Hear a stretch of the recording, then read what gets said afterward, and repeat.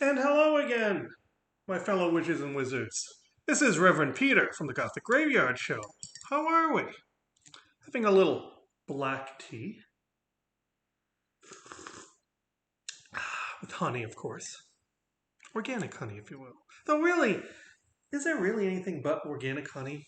I mean, it's just taken from the hive, so unless honey is unduly processed that I'm not aware of, I don't understand how honey's anything but organic. I don't know. Educate me down below if for all you green thumbs there that might know about that, or apiaries, if you will. So, what are we going to talk about today, folks? Well, with Samhain, aka Halloween, right around the corner, and we've talked about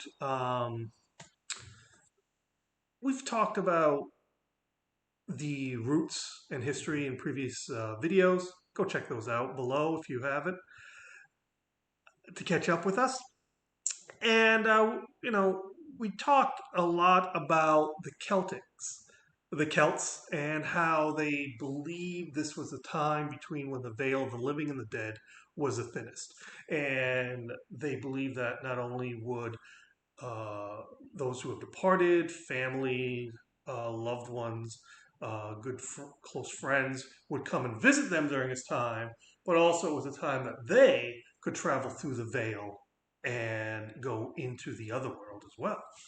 So, with this time between the thinness between the living and the dead and the communication with spirits, I thought this would be a perfect segue to talk about necromancy. Now, a lot of people don't have a misconstrued concept of necromancy. What we are talking about in its traditional sense, which today is basically called mediumship, communicating with spirits. A lot of people, though, especially those who are involved in role playing games or the fantasy genre, like Dungeons and Dragons or Lord of the Realms, uh, you know, any kind of Lord of the Rings, any kind of fantasy genre, if you will. They think when necromancy, oh, it's some necromancer who's rising bodies from the dead, physically rising people from the dead. And that is really more of a modern reinterpretation of necromancy.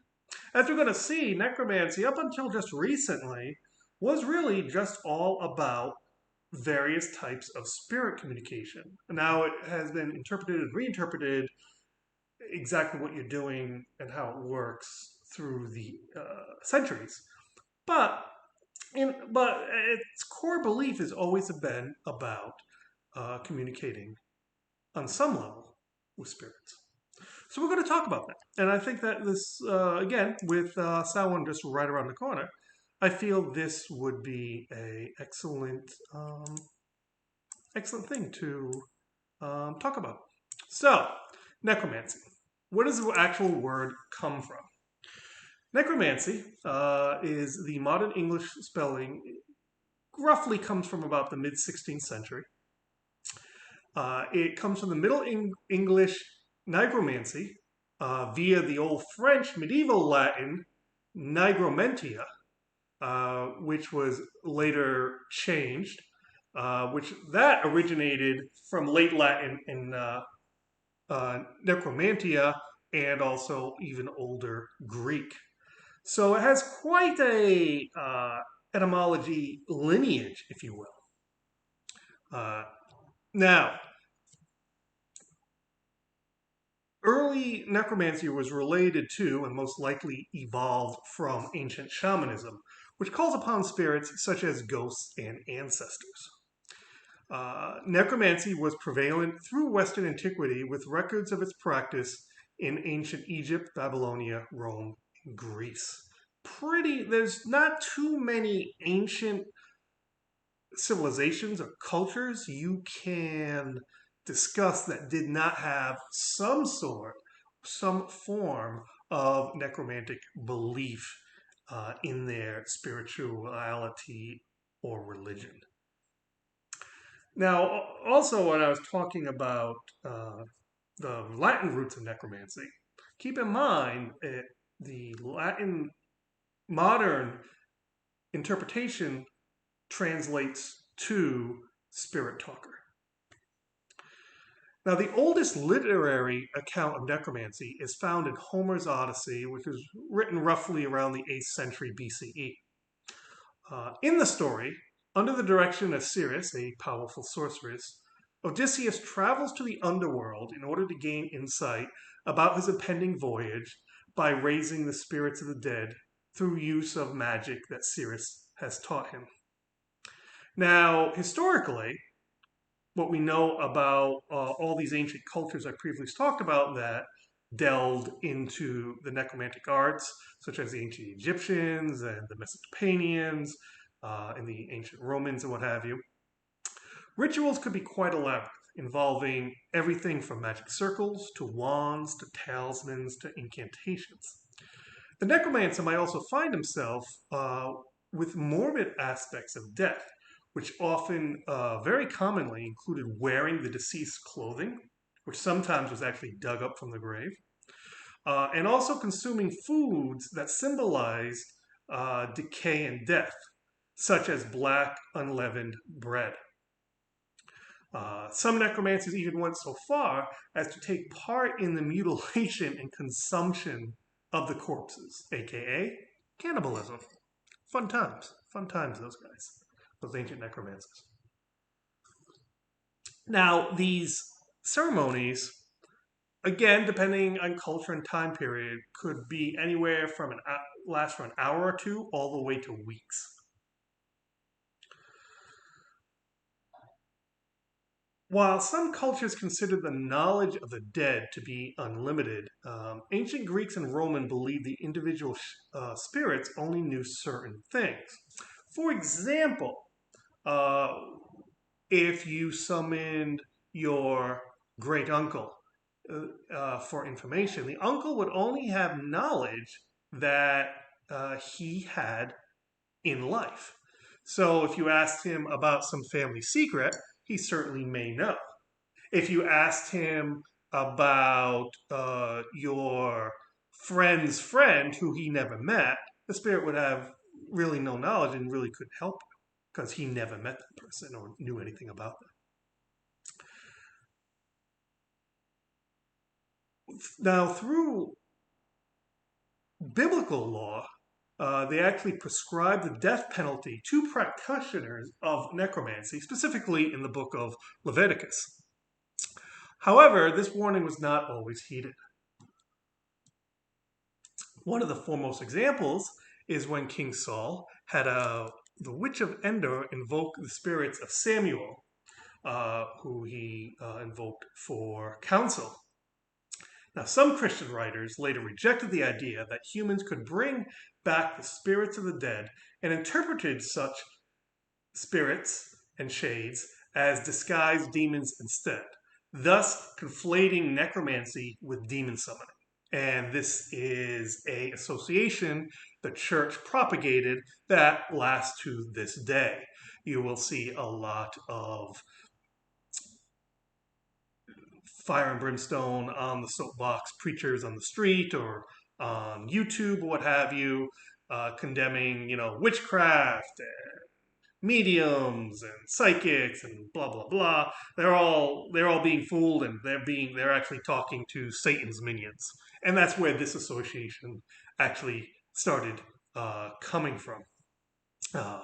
Is the early Middle Ages and this association. Speaking of the Middle Ages, many medieval writers believed that actual resurrection required the assistance of God. They saw the practice of necromancy as conjuring demons who took the appearance of spirits. The practice became known explicitly as Maleficum, and the Catholic Church condemned it.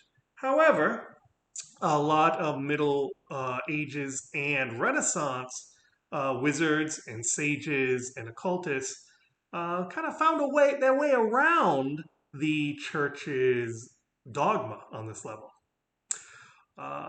Practitioners were often members of the Christian clergy. though some non-clerical practitioners were also recorded in this time. And in fact, some of the lower orders also dabbled in the necromantic arts as well. They were connected in the belief in the manipulation of spiritual beings, especially demons, and magical practices. These practices were almost always literate and well educated. Most possessed basic knowledge of exorcism and had access to texts of astrology and demonology. Clerical training was informal and university based education rare. Most were trained under apprenticeships and were expected to have basic knowledge of Latin, ritual, and doctrine. This education was not always linked to spiritual guidance, and seminaries were also non existent. This situation allowed some aspiring clerics to combine Christian rites with occult practices despite its condemnation of Christian doctrine. How they got around this, as I implied just a moment ago, is necromancers and other practitioners of the magic arts were able to utilize spells featuring holy names with impunity, as any biblical reference in such rituals could be construed simply as prayers rather than magic or spells. Medieval practitioners believed they could accomplish three things with necromancy: gaining knowledge, creating illusions, and will manipulation of their targets. Now, during the 13th century, when theologians and natural philosophers, especially those associated with the University of Paris, like Albertus Magnus or Thomas Aquinas, began to distinguish between two types of traditionally written magic. Well, you had the natural magic, and then you had the necromancy or black magic, as again that term has survived to this day in that association. What they termed a natural magic was this conflagration of Christian doctrine and occult rites and practices, using Christian names and saints and what have you, and talking about God in their rituals. That was accepted and at least not prosecuted by the church, as again you had the plausible deniability of, hey, these are just prayers, these are just my way of praying or my way of doing Christian ritual. Whereas the necromantic and black arts, that was seen as trying to command spirits. And at this point, the church had put forth, as we previously talked about, that you weren't actually talking to your loved ones or your relatives who've passed on. You're actually talking to the Christian Satan's minions in disguise, demons. And so you're actually practicing, you poor soul, you're actually practicing demonology and not really knowing about it. And so you're going to burn to hell, so we got to kill you. And so, so you can kind of see how all this came to be, and those people who are familiar, those practicing today, are familiar with high magic and modern day ceremonial magic. This is kind of where the root of it, the basis of it in the Middle Ages started taking hold. Where today a lot of what's called ceremonial and high magic is there is a lot of Christian influence in it.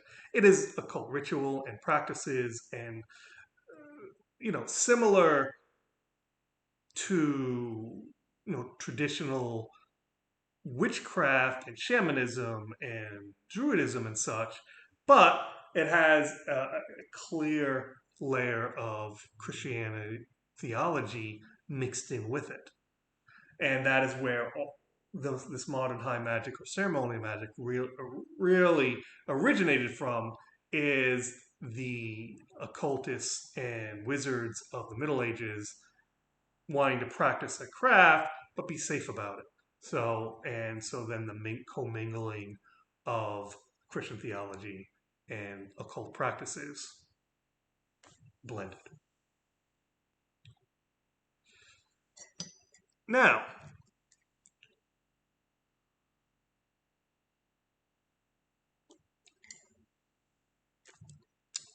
neither witchcraft uh, or necromancy should be confused with what modern historians in the Middle Ages, in the early modern period, call did. Witchcraft has very little relation to magical practices recorded historically, but to an antithetical image of Christianity. Basically, just as a side note about witchcraft, at this point, witchcraft was. Remember, we talked about in a previous video, there are three ways to look at witchcraft. All valid, but but all three ways can contradict with each other. You had the anthropological, you had the secular historical, and you had the religious historical. Right now, we're talking about the religious historical aspect of witchcraft, basically what the church created in of itself. And the church basically said witchcraft is basically an anti-religion. Its goal is to replace the belief in the Christian God. Thus, you're basically worshiping the devil because of that. And so then devil worship with witchcraft then became associated at this point. So now, so at this point, more or less, the practice of necromancy continued under the guise of high magic um, or ceremonial magic, and the non-religious version of necromancy kind of got buried or kind of stayed hidden for the most part, as you didn't want to draw attention from the clergy. And this basically continued in various ways, and various people took various interest in it. Um, until the next big change of necromancy really happened with the rise of spiritualism. Spiritualism first appeared in the 1840s in the burned over district of upstate New York, where earlier religious movements, such as Mormonism, had emerged. This region of New York State was an environment in which many thought direct communication with gods or angels was possible, and that God would not behave harshly for your communication with these spirits, unlike what transpired previously in the Renaissance and Middle Ages. Spiritualists often set March 31st, 1848, as the beginning of their movement. On that date, Kate and Margaret Fox of Hydesville, New York, reported they had made contact with a spirit that was later claimed to be the spirit of a murdered peddler whose body was found in the house, though no record of such a person has ever been found up to this date. The spirit was said to have communicated through rapping noises and audible tones. The evidence of the senses appealed to practically minded Americans, and the Fox sisters became a sensation. As the first celebrity mediums, which at this point, you weren't really a necromancer or person, unless you were really traveling in occult circles at this point, or part of occult groups. Um, the term medium had evolved and had replaced the more traditional necromancy.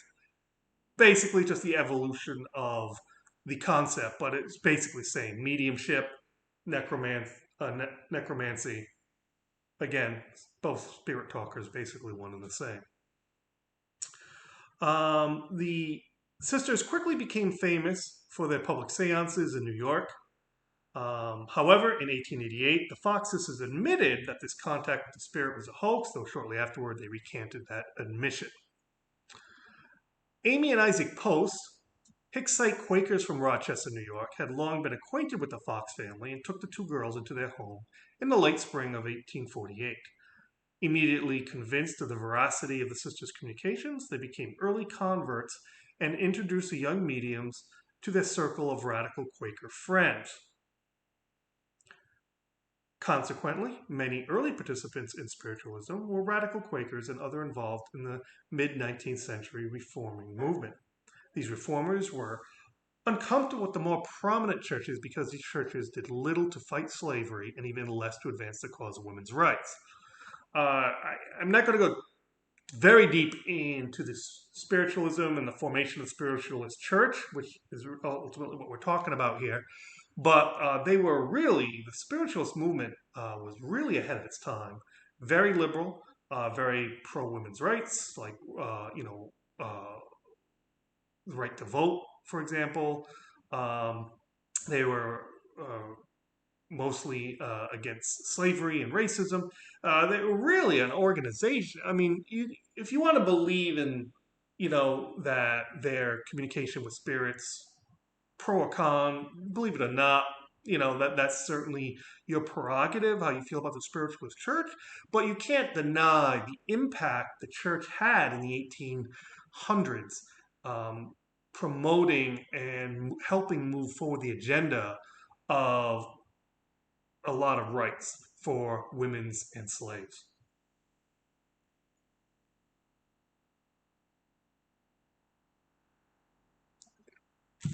Now,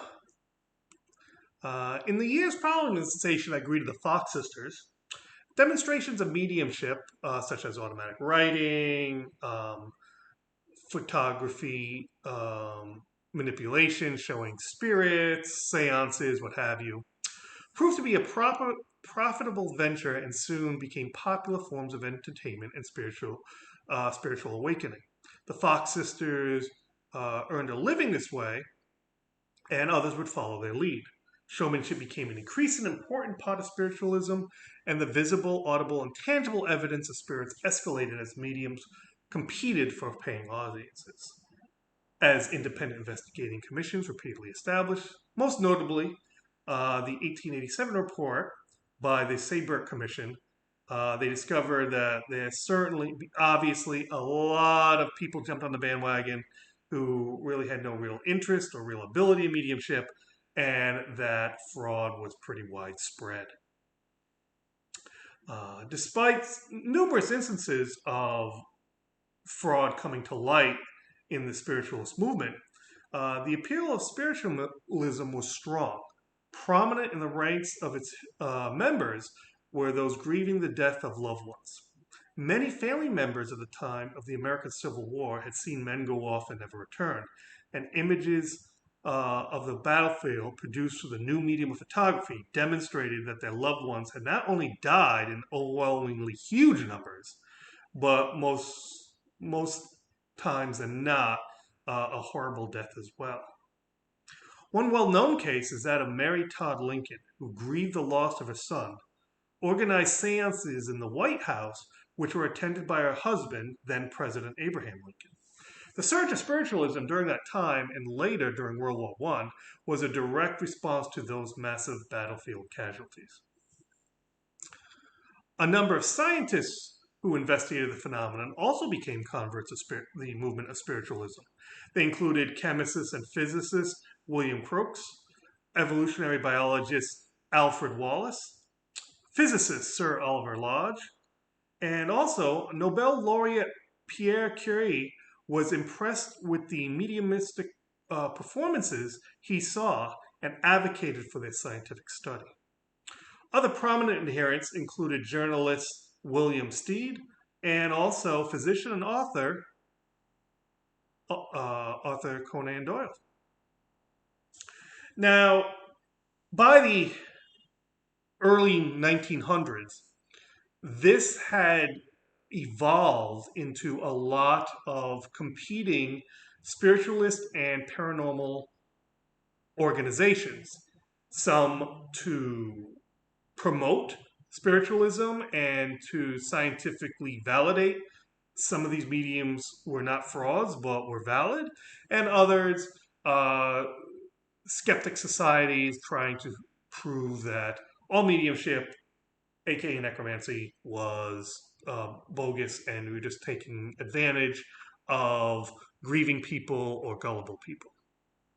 But this then spawned the belief of ghosts and angels and life after death in a bit of a secular way. And this then snowballed into the paranormal investigation entities we have today, the psychic fairs, mediums, especially on reality TV shows. And so, looking back at the entirety of the history of necromancy, it is very fascinating. It is what's the word I want to say? It's enthralling. I guess it's really just enthralling. The history is so nuanced, and there's so many layers and so many different avenues that shoot off from it. You could spend weeks just examining everything it's done and has its little fingers into all different aspects. So that's the abbreviated version of necromancy slash mediumship. I hope you found that interesting.